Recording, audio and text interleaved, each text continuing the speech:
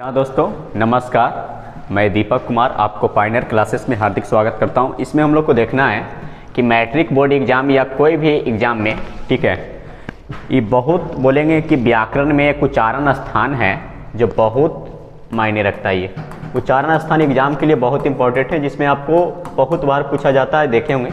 और मैट्रिक में 3 से 4 नंबर फिक्स है इससे। तो बात है सबसे पहले कि हम लोग देखेंगे सबसे पहले इसमें कि उच्चारण स्थान है क्या, ठीक है।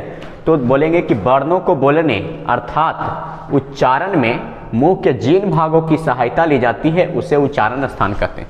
यानी कोई भी वर्ण है, यानी कि क हो गया, ख हो गया, आ, कोई भी वर्ण है, उसको बोलने में यानी उच्चारण करने में मुंह के जिन भाग, चाहे कंठ है, चाहे तालु है, चाहे मूर्धा है, जीभ है, ओठ है, कुछ भी रहे, जे वर्ण की सहायता में बोलेंगे कि जे भाग की सहायता लेगा उसे बोलेंगे उच्चारण स्थान। उच्चारण स्थान क्या क्या है जो समझिएगा कि जैसे में कंठ, कंठ यानी गला, ठीक है। फिर बोलेंगे कि तालु, तालु यानी मुंह के अंदर जो ऊपर का भाग होता है ना, उसी को बोलते हैं तालु। इसको बोलेंगे मूर्धा, यानी कि तालु के बीच ऊंचा वाला भाग, ये जो तालु हो गया उसके बीच में जो ऊंचा वाला भाग है उसी को बोलते हैं मूर्धा। ये दंत यानी दांत, ठीक है। और फिर ओष्ठ, ओष्ठ के मतलब है कि ओठ, इसको क्या बोलेंगे, ओठ, ठीक है। जीभ यानी कि जीभ। अब बात करेंगे कि कैसे याद रखेंगे इसको, ठीक है। तो इसको याद रखने के लिए हम लोग को ट्रिक पता है, ठीक है, कि बोलेंगे कि केटीएम दो, केटीएम दो। तो बोलेंगे कि के से कंठ, टी से तालु, एम से क्या बोलेंगे, मूर्धा, डी से दंत, ओ से ओष्ठ। अब आगे चलेंगे कि कंठ, तालु, मूर्धा, दंत, ओष्ठ। अब बात करेंगे कि उच्चारण स्थान और वर्णों का वर्गीकरण किस प्रकार से जो। तो बात आया कि यहाँ से देखते हैं कि उच्चारण स्थान और वर्णों का वर्गीकरण। तो पहला है कि कंठ से बोले जाने वाला क्या कहलाता है, तो कंठीय वर्ण। कौन सा वर्ण, कंठीय। तो कंठ से बोले जाने वाला कंठीय वर्ण। तालु की सहायता से बोले जाने वाला तालव्य वर्ण। फिर है कि मूर्धा की सहायता से बोले जाने वाला मूर्धन्य वर्ण। फिर है कि दांतों की सहायता से बोले जाने वाला दंतीय वर्ण। फिर है ओष्ठ की सहायता से बोले जाने वाला क्या कहलाते हैं, ओष्ठीय वर्ण। कंठ और तालु की सहायता से बोले जाने वाला कंठ तालव्य। फिर है कंठ और ओष्ठ की सहायता से बोले जाने वाला कंठोष्ठ। दांत और ओष्ठ की सहायता से बोले जाने वाला दंतोष्ठ। फिर है नासिका से बोले जाने वाला यानी नासिक्य, उसी को बोलते हैं गांव में कि नाक से बोले वाला। और एक कहता है ना गांव में, कोई के न किया ही, कोई के न किया हुआ, यही हुआ नाक से बोले जाने वाला नासिक्य वर्ण। तो इसको याद रखेंगे कैसे, जो ध्यान रखना नवों को। तो एक हम लोग बोलेंगे कि इसको अगर याद रखना है तो देखिए कि इसको याद करने के लिए सबसे पहले, ठीक है, देखिए कि 9 को जो है उच्चारण स्थान, इसको वर्ण का जो वर्गीकरण किया है, 9 को याद किस प्रकार से रखना है।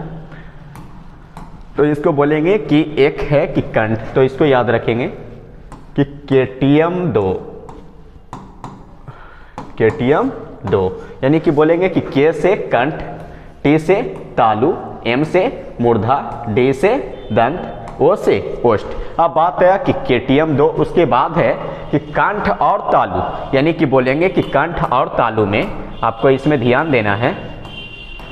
जो देखिए कि कंठ और तालु में एक चीज देखेंगे हम लोग कि कंठ और तालु, तो इसको बोलेंगे कि केटी, क्या बोलेंगे, केटी। फिर ध्यान दीजिए कंठ और ओष्ठ, यानी कि केटीएम को दो ना, केटीएम को दो ना। ये लड़का है जो रूस गया, फिर बोला कि क्या चाहिए, तो कि कुछ हमको चाहिए नहीं, पहले केटीएम दो बोले थे ना, तो केटीएम को दो ना, यानी कि केटी को दो ना।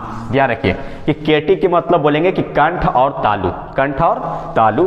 फिर है कि के ओ, यानी कि कंठ और ओष्ठ। फिर है डी ओ, यानी कि दोना, यानी बोलेंगे दंत और ओष्ठ। फिर एन से नासिका, यानी नाक से बोले जाने वाला।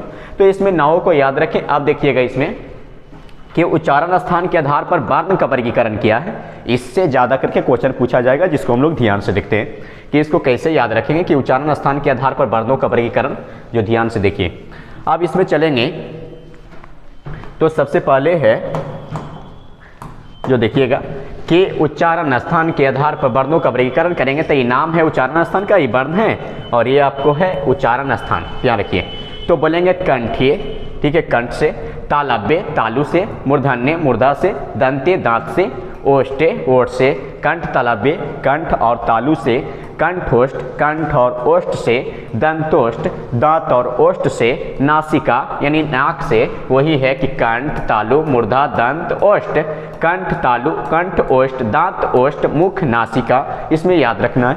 तो पहले हम लोग उच्चारण स्थान 5 तक देखेंगे कि कंठ तालु में बताए थे कि केटीएम 2, ठीक है, केटीएम 2, केटीएम को 2 ना, केटीएम को 2 ना। अब याद रखना है के से कंठ, टी से तालु, एम से मूर्धा, डी से दंत, ओ से ओष्ठ, के टी यानी कि कंठ और तालु, के ओ यानी कंठ और ओष्ठ, डी ओ यानी दांत और ओष्ठ, एन ए यानी कि मुख नासिका।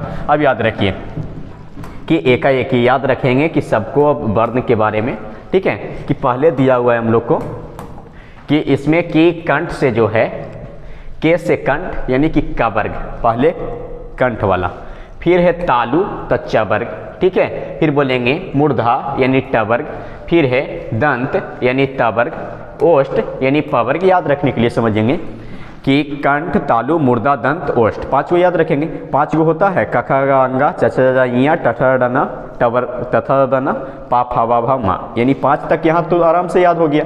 अब इसमें ध्यान देना है कि देखिए आहा, ठीक है, आहा, तो कंठ नहीं चिरता, देखे होंगे कि गांव में कोई कहता अच्छा से करता आहा, ठीक है, तो इसमें ध्यान रखिए कि का वर्ग आ हर्षाई दुर्गाई यानी कंठ और तालु। फिर ध्यान दीजिए आहा।